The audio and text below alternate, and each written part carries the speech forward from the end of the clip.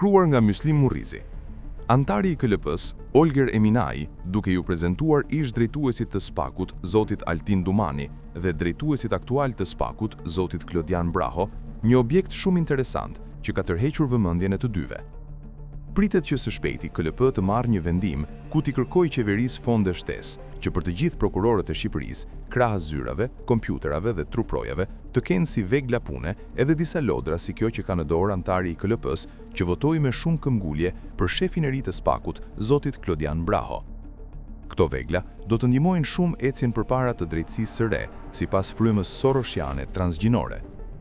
Nga informacionet brenda KLP, pritet që së shpejti të hapet tenderi për blerje të përqendruar të këtyre veglave, dhe me këto vegla do të pajisen vetëm prokurorët me emra mashkullor si Olger Eminai, por që kanë shumë qef vegla të tilla zbavice. Përjashtohen kategorikisht nga furnizimi me vegla të tilla të gjitha prokurorët femra, sepse sipas qefliut Olger Eminai, këto vegla ju hynë në punë vetëm kategorisë së sojit të tij.